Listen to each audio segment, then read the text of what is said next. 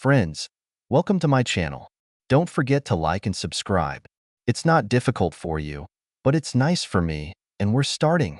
I'm not bragging when I say this because I had nothing to do with it and didn't deserve it, but I, Walter James, am a very handsome, fit guy. I exercise to stay fit, but I'm only good looking because of the luck of birth. Some people think that they have somehow earned the right to be born beautiful and become arrogant or even pompous. I hate these people and have spent most of my life distancing myself from them. Unfortunately, two of them are my brother and one of my two sisters. They didn't do any more than I did to deserve to be born beautiful, but they seem to think that's why their shit doesn't stink.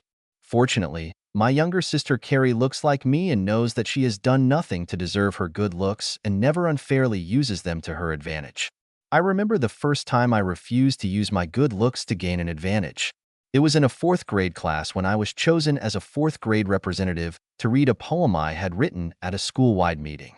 I won the competition for the best poem in the fourth grade, although it was clear to me that the supposed winner of the second place, a thin girl with a very ordinary appearance named Susan Clark, did her job much better. I went to the principal's office, she's a pretty woman herself, and told her that Susan should present her poem at the school assembly, not me. When she asked me, I honestly explained the reason. The principal was not inclined to change anything, so I told her that I would not be at school on the day of the meeting when the winners of the competition would read their poems, and that she had better prepare Susan Clark. You can't skip school, Walter. I would have to call your parents for a meeting and maybe even suspend you from school for a few days if you did, she said sternly. You should do what you think is necessary, I replied calmly, but you should prepare Susan. I left the director with a stern expression on my face. After school, I went up to Susan and said, Susan, I won't be here on the day of the meeting. I hope that you will be ready to present your poem, because you will have to take my place. A strange expression appeared on Susan's face, and she said, But you won the competition. But you deserve this victory, I replied. I skipped school on the day of the meeting. I heard that Susan did a great job and that her poem was the best of all in grades 1 through 6. The director called my parents, but did not suspend me from classes. After that, the fourth grade teachers, the principal, and Susan began to look at me in a completely different way. I don't think the teachers and the principal liked it when they were told that they chose me only because of my appearance, but I didn't care.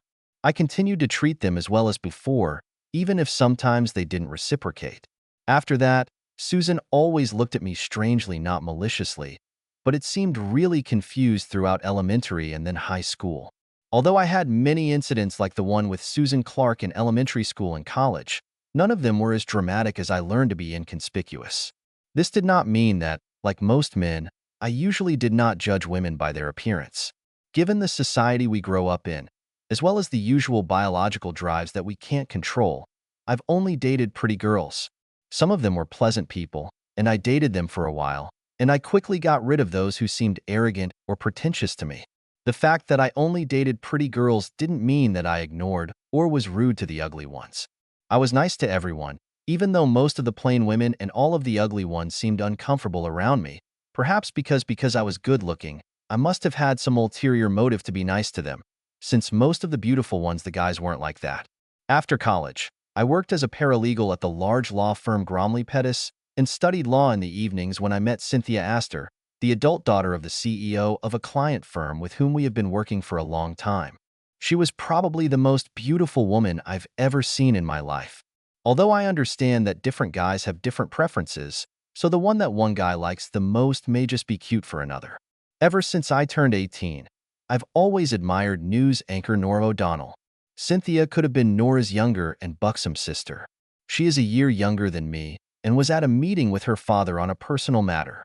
The partner in charge of the client invited me to the meeting only because, although I was not a lawyer, I gained some experience in issues related to stalking, and in fact during the second semester of my first year of law school, than I studied in the second semester of my second year. In fact, I attended an elective course where the essence of the course was the problems of harassment, cyberstalking, the internet, and social networks.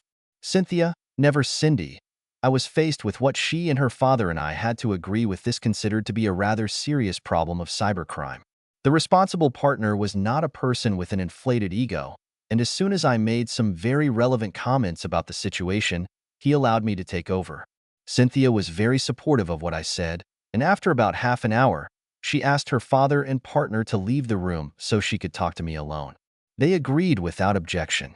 In private, Cynthia told me a few disturbing things that she didn't want to tell her father because she knew he would be furious. After another half hour, I had a plan for how to proceed, and I outlined it to her. She was very pleased with him. When she got up to leave, we exchanged cell phone numbers, and she hugged me inappropriately long and tight. To her embarrassment, my little soldier replied, and she couldn't help but feel it.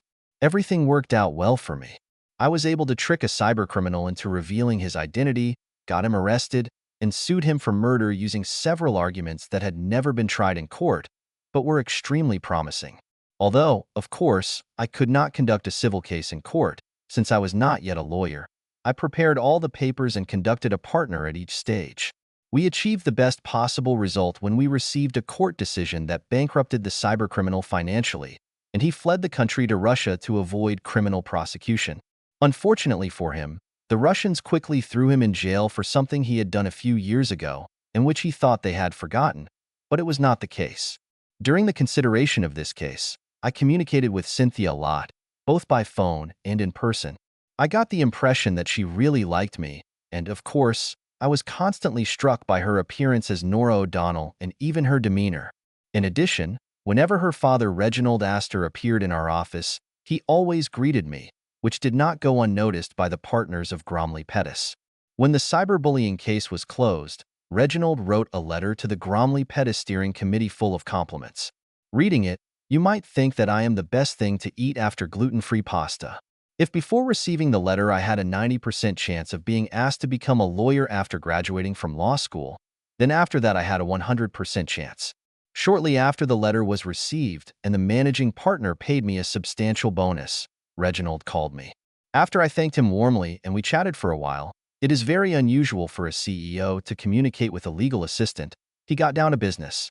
Walter, do lawyers have the same ethical situations when meeting clients as lawyers? Although I wasn't ready for this question, I knew the answer because it was described in the ethics course I studied in law school the previous semester. Not in our state, or in most of the other states I know of, Mr. Astor. Great. I think you should call Cynthia and ask her out. You don't have to tell her, but the evening is on me, whatever it takes. Just call my assistant Gloria and tell her the cost, and she'll send you a check. I would love to go on a date with Cynthia. She's a smart and charming woman, but I can't agree to you paying for it. I insist, Walter. I'll be very disappointed if you don't call Gloria. Are you sure Cynthia's going on a date with me? That's really funny, Walter. I'm sure you'll be a great lawyer one day, but from the looks of it, you don't know much about women. Call me, he said, and hung up with a grin. I actually called Cynthia and asked her out. She agreed. I told her that I choose classes for every day, so that she would put on casual clothes and bring a change of clothes with her. That I would pick her up on Saturday at 11 a.m. She seemed agitated. Up to this point, my date with Cynthia had been the best of my life. We did things that I rarely did on dates before, and to be honest, I checked on her to see how normal a person she could be. Since she grew up in luxury, her father Reginald Astor was ranked 98th on the Forbes list of the 100 richest Americans. We played paintball, went to the zoo, went hiking in the wild, had dinner at a local institution similar to the Olive Garden, danced while drinking beer, and at 11 o'clock went kayaking on a local lake. When we returned to her luxurious apartment after midnight, we were both tired, but we laughed at every stupid thing the other said. When I took the keys from her and opened the front door to her apartment, she looked me straight in the eye, looking exactly how I imagined Nora O'Donnell would look at her age after more than 12 hours of activity, and then, figuratively speaking, hit me between the eyes. Do you think that fatigue is an aphrodisiac? I picked her up in my arms, carried her into the apartment, and slammed the door with my left foot. Take me to the shower, she murmured, covering my lips, cheeks, and neck with quick kisses. I had no reason to argue. We quickly sorted out the clothes, not really caring if the fabric was torn or the buttons burst. We washed in her large, ornate shower stall, mostly by petting, not by using detergents, since soap did not often get into our hands while we were tormenting each other, and we barely dried ourselves when we came out. Up to this point, that night had been the highlight of my life. It was only when I looked back at her from a clinical point of view after a considerable period of time that I began to look at her in a different way. When I did call Gloria 2 days later and told her that my date with Cynthia had cost $89.54, she thought I was joking. Reginald called me 2 days later and said, "Cynthia told me she had a great time on her afternoon date with you. What kind of noodles are these that cost only $89.54? Pleasure and money are not directly related, Mr. Astor. Besides, I didn't think it was right to charge you for gas. It cost $89.54. I heard him chuckle as he hung up the phone. 2 days later, I received a check for $200 with a joking postscript that said, "My bank will not accept my check for less than $200, so you will have to return it in cash."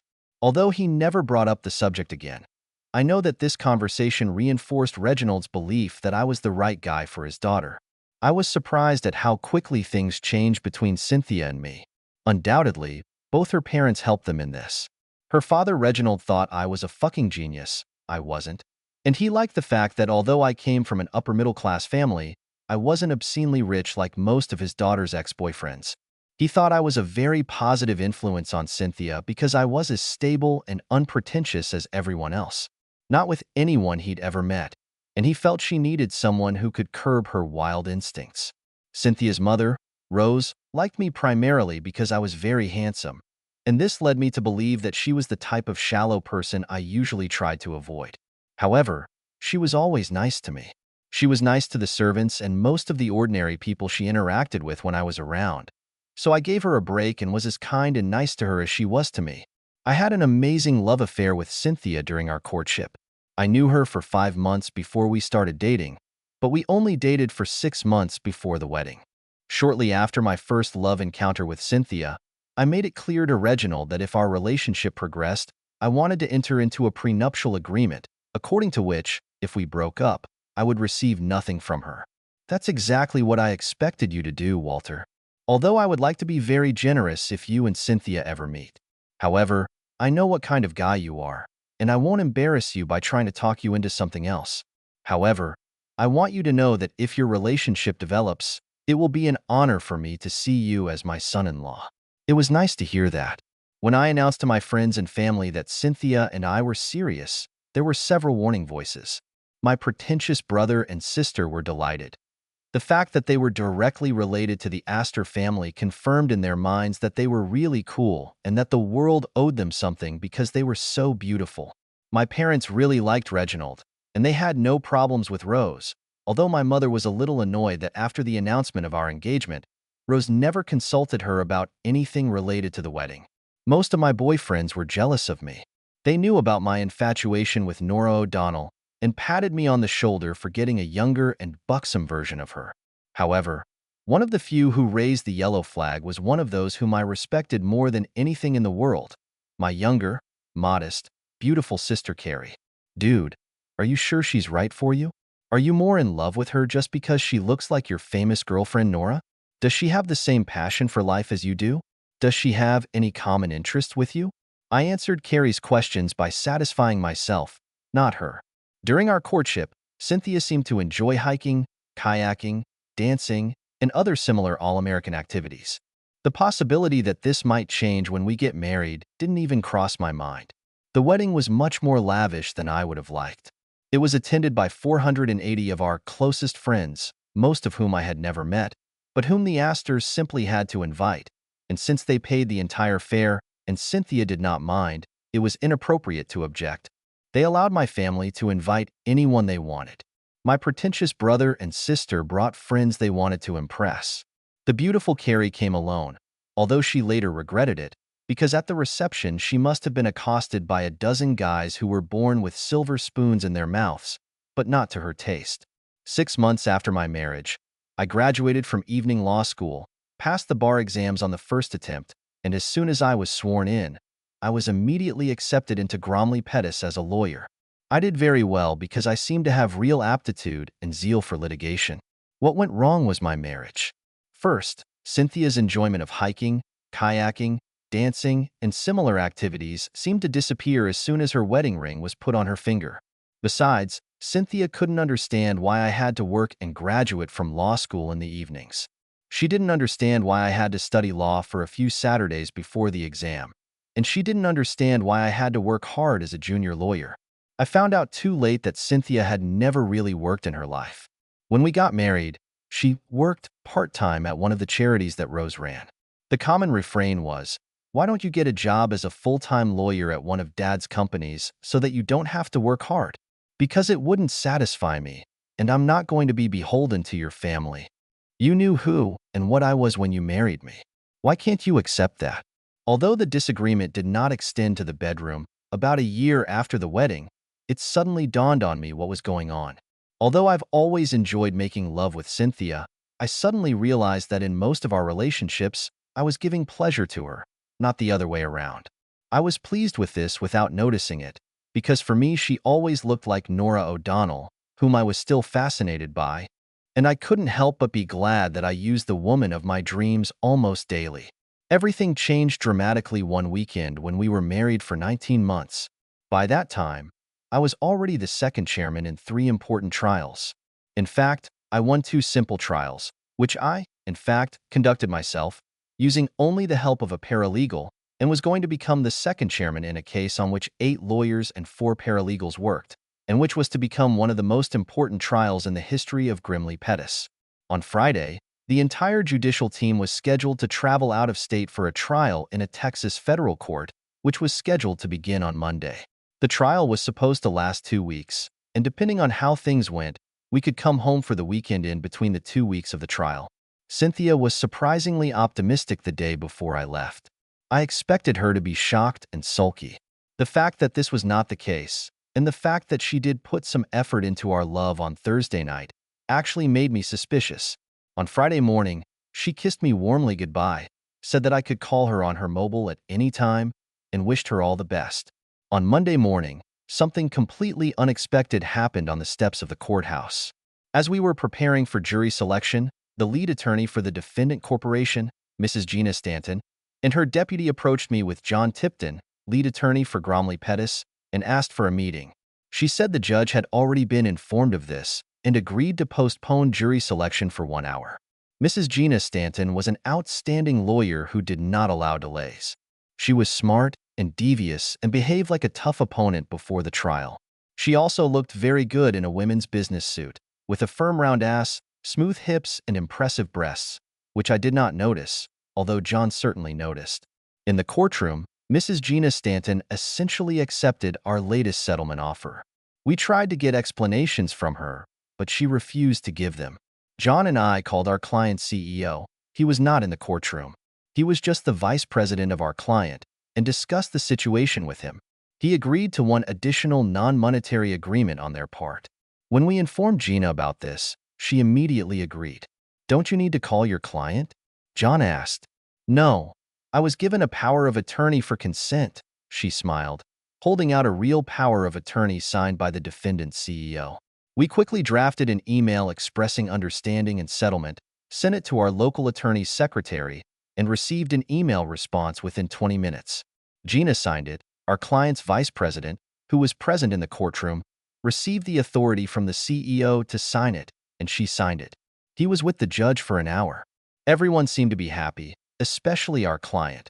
As for most practical purposes, it would be as good as if we had gone through a lawsuit and won it completely. John decided to stay in Austin to supervise the lawyer's work on collecting and returning all documents, etc. John is single, and I thought he had another reason to stay, which I hoped he would tell me later. I called Cynthia, and even though she said to call her anytime, and I spoke to her briefly on Saturday and Sunday, the message went to voicemail. Since I was in a hurry to catch the next plane that would take me home before dinner, I just said, "Hi, honey. I have good news.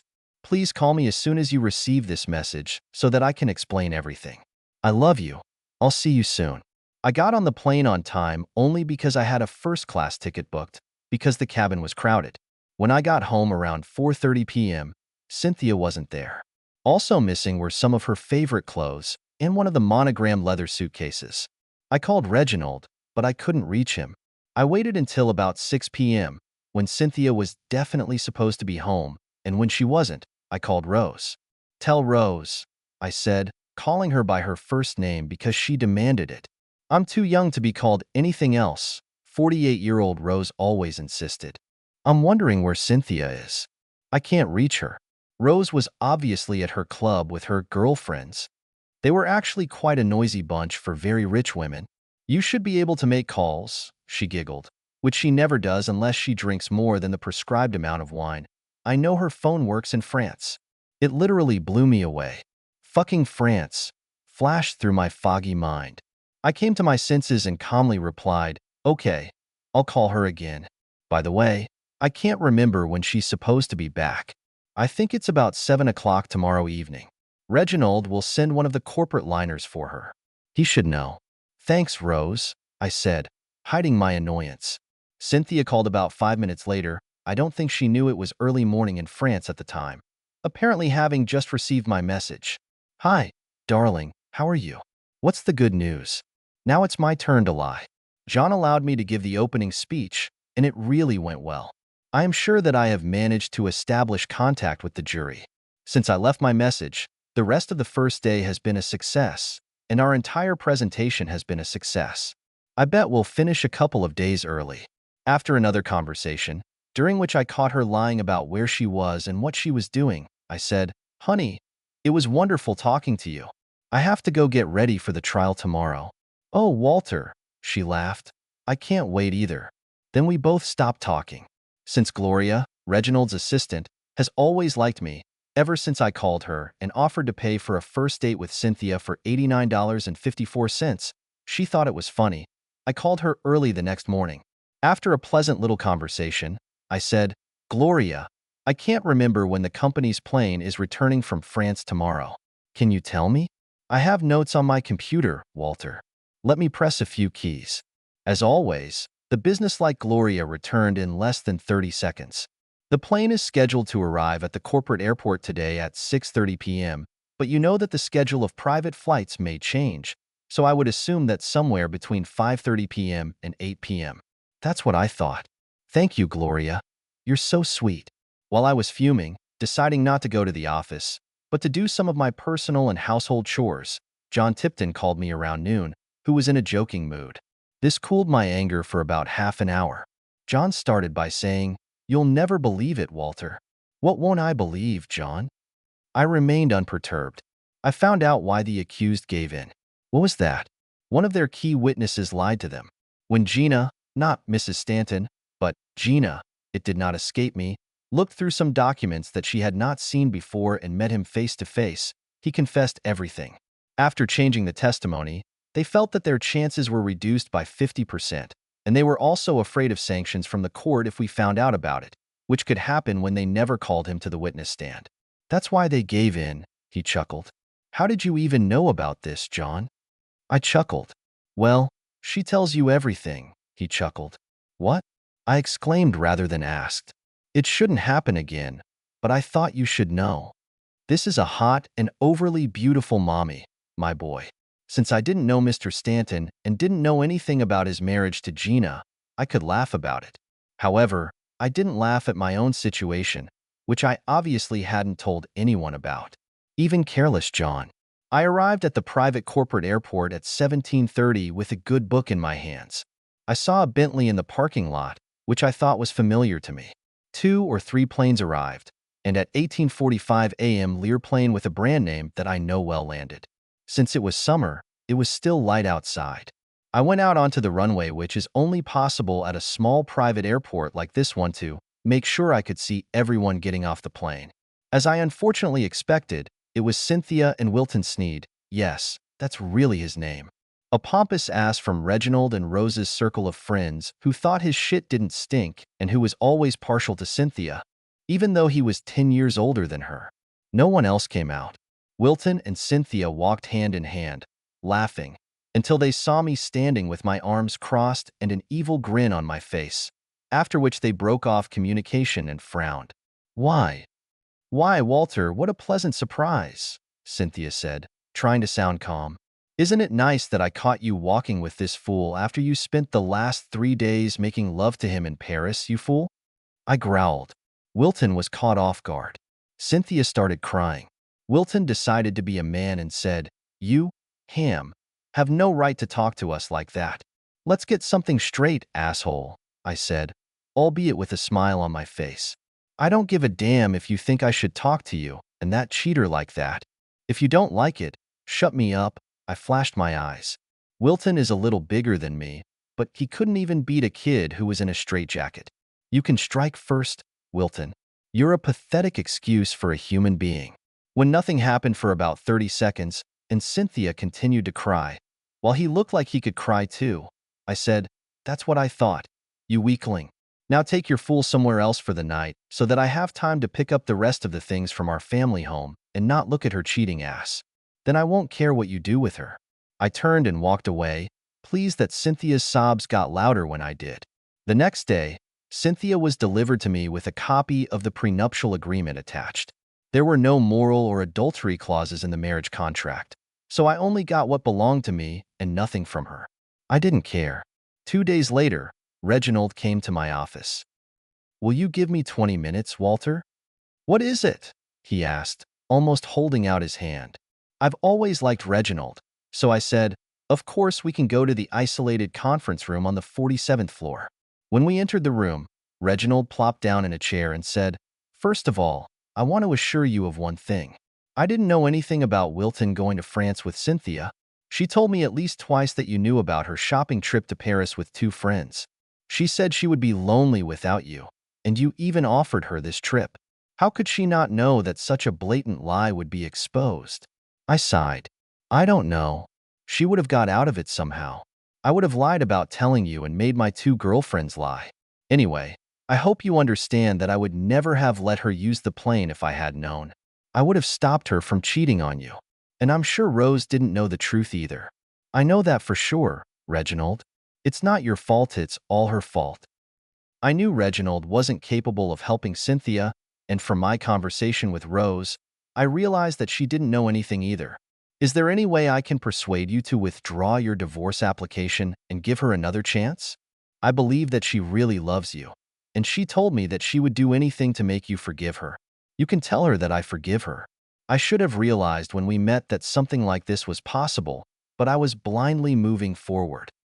What I didn't say was, because she looks so much like Nora O'Donnell, I could easily imagine using her. However, in conclusion, I wiped the smile off Reginald's face in response to my first statement. "Nevertheless, I will not withdraw the application. Nothing in the world would make me stay married to her.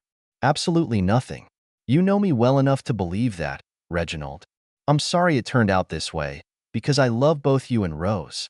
Reginald sighed. He knew I was telling him how it was supposed to be. He shook my hand with tears in his eyes and said, "I hope that we can remain friends. I assure you that this has nothing to do with the fact that I will continue my business at Grimley Pettis. I like that you became my son-in-law." Our handshake turned into an embrace, and then he left.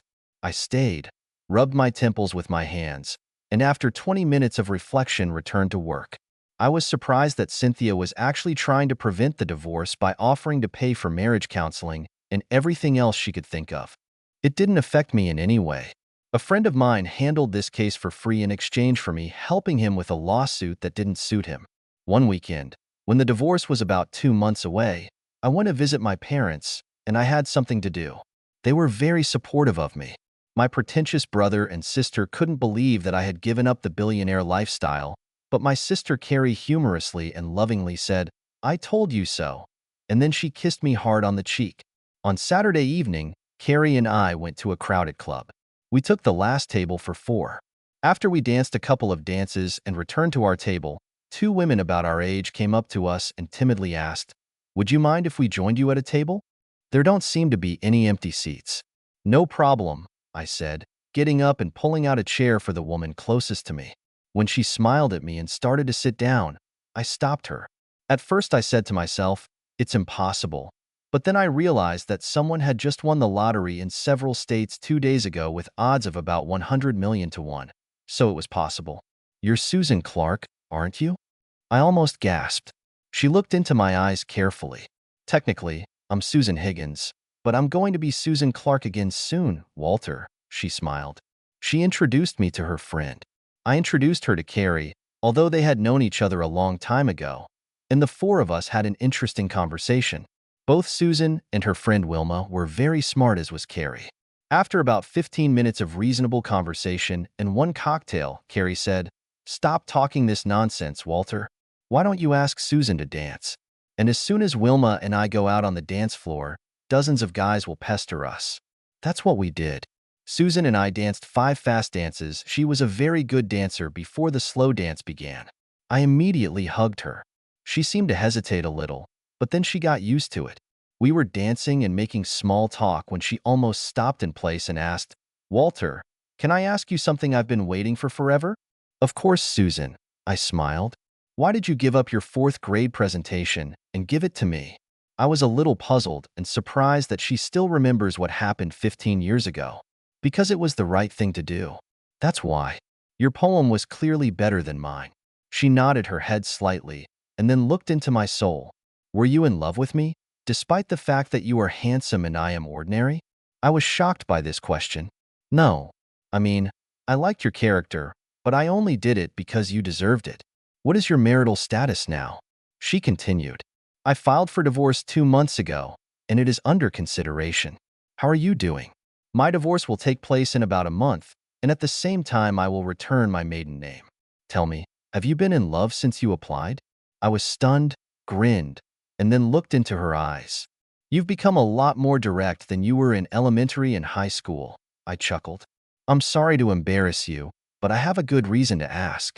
You see, I've always been in love with you, especially after you gave up your presentation so I could do it. I knew I wasn't pretty enough for your date, but that didn't mean I couldn't dream. I promised myself that if I ever got the chance, I wouldn't pull out," she said, showing no signs of nervousness except for a slight tremor. I suddenly realized that I was her Nora O'Donnell. It really baffled me. After a significant pause, she continued, "If you're really horny and I'm not too vulgar for you, you can take me out of here and use me. I promise that I will give my best." A strange feeling came over me. For the first time, I looked at Susan as a beautiful creature and not just as an ordinary woman. As we moved back and forth, even after the slow song ended and everyone else started spinning to the fast one, we just looked at each other. Finally, I asked, "Did you drive the car or Wilma?" Wilma was driving. "Is she giving Carrie a ride home?" I asked. "Yes." I took Susan's hand and walked over to Carrie and Wilma, who were joined at our table by 2 guys who didn't look slippery. "Tell Wilma to give Carrie a ride," I muttered to Susan. She mumbled back, "Okay." I went up to Carrie, apologized to the guy sitting next to her, and whispered in her ear, "I'm leaving with Susan. Wilma will give you a ride home." Carrie chuckled and then whispered back to me, "I will have a choice who will give me a ride. Are you going to use it?" "Yes, I'm going to," I grinned. "Don't give her false hope." "I won't." I grabbed Susan's hand and led her to my car. We had a very practical conversation. I expressed the opinion that the Four Seasons would be the most luxurious hotel. She replied that the Motel 6 was closer. After a rational discussion, as I was leaving the club parking lot, we stopped at the Marriott Hotel on Grand Street, as it was better than the Motel 6 and closer than the Four Seasons. When we entered room 1428, I immediately took off my clothes. She did the same, and we both stared at each other. As I expected, Susan had the same ordinary body as her face. "How about taking a shower first?" I smiled. "If you carry me," she replied, and then she wrapped her arms around my neck and jumped into my arms. We lathered each other in the shower, paying special attention to each other's private parts. As soon as we rinsed and dried off, I carried her to a very comfortable double bed. I lifted her chin and looked into her eyes. "What's the matter, Susan?" Between sobs, she managed, "It was even better than I dreamed. Now that I've realized my fantasies in real life, the rest of my life will be boring compared to this." I started giggling. "What are you laughing at?" She growled, shaking off her self-pity and punching me in the ribs. "What made you think that tonight would be our only time together?" I chuckled. "Well, because you're an Adonis, and I'm just an ordinary woman," she said before I interrupted her. While she was putting blueberry pancakes on, like a 150-kilogram truck driver who spent a week on the road, I grinned. "Wow, you have a healthy appetite." Do you always eat like this? No, she grumbled with her mouth half full. Only when I've had the best love of my life and my fantasy comes true. Now that you've had a night of debauchery with an ordinary woman, will you go back to beautiful girls? No, damn it, I laughed. I'm going to wait until I wear you out. I think I noticed a smile on her face, but I couldn't tell for sure since her mouth was full of pancakes. On Sunday, Susan and I were really doing the usual things that I liked, and she seemed to like it too. I really think that in her case, hiking, swimming, and cycling really gave her pleasure, and not just pretending that she enjoyed it. Because she was interested in me. Because she was very good at it, and there was always a smile on her face. There is no doubt that she fully enjoyed making love that night in her apartment with her roommate outside the city, although we both lost consciousness after our second copulation. For the next month, Susan visited me every weekend, and I visited her when she wasn't visiting me. Carrie thought it was great. My parents were confused. My pretentious brother and sister were actually asking, "Why are you wasting your time on such a plain woman?" I couldn't explain to myself why I was falling more and more in love with ordinary Susan, until the third weekend. When she came to visit me, she started having her period. "I'm really sorry, Walter," she said as a flood of emotions washed over her. "I know that you were waiting for some action, but I will do everything in my power for you." It was then that I realized why I was fascinated by Susan, and the feeling grew stronger. She really tried her best to please me. She didn't rely on her good looks, expecting her body to be worshipped. She wanted to give more than she was getting. Then I realized that I had lifted her chin and was looking into her eyes.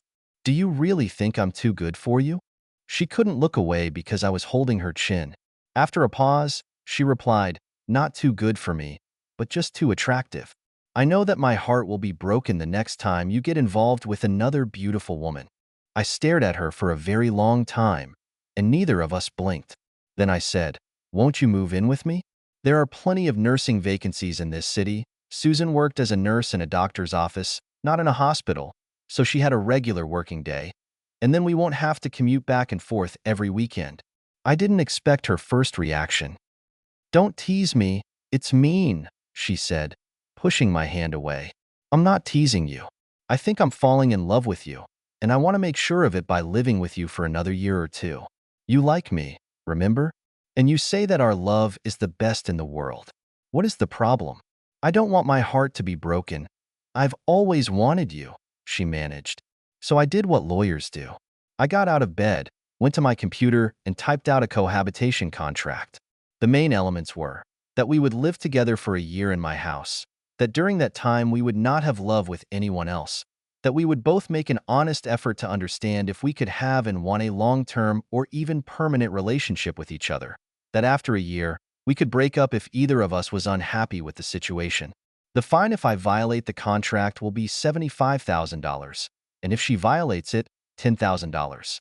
If she couldn't find a suitable job in my city, I would support her financially for the equivalent of $60,000 per year, not counting meals or trips together, which I would pay for. From time to time, she looked over my shoulder while I was scribbling, but I shooed her away every time. After I corrected most of the typos and printed out the text, I made her sit at the kitchen table topless while she read. After the second reading, she said, "You're serious, but at the same time you're damn crazy. 2 months ago, you wouldn't even have looked at me when we were walking down the street. 2 months ago, I didn't know that you make love like a goddess, like to please me, have a great sense of humor, that you're fun, and that I really like your company. Now, if I'm really your fantasy, then sign this damn contract." I'm pretty damn sure I would have done it if Nora O'Donnell had given me one of those. She looked at me for a full minute, and then she asked, "Where's the pen?" "Actually, it has to be notarized, so I'll call the notary from my office to come, and then I'll give her $100 for notarization of our signatures. After that, I'll take you to the shower and fuck you. I don't care how much discharge you have during your period." Surprise, surprise. The damn deal was a success. Not only was she my best partner in love, but outside of bed we became really close. After several months of love nirvana, I even stopped seeing her as an ordinary woman. She was my main joy in life. And the fact that she had a slightly deformed nose or a skinny, almost flat ass didn't matter. After 3 months of living together, I was sure I was in love with Susan. 6 months later, I was absolutely sure of it. 9 months later, I proposed. By that time, she believed me when I told her that I loved her, and she was still girlishly in love with me. We got married 2 months after our contract expired, and I didn't regret it for a second. 6 years after our marriage, I have a loving, devoted wife, whom I love as much as she loves me. Two wonderful children, whom I am delighted with. One annoying and one wonderful dog. A house in the suburbs. A good group of friends and a job that I like and do. I'm good at it. I am completely satisfied. In fact, I'm so happy that even if Nora O'Donnell proposed to me tomorrow, I would turn her down. Long live ordinary women. At least the one I love. End.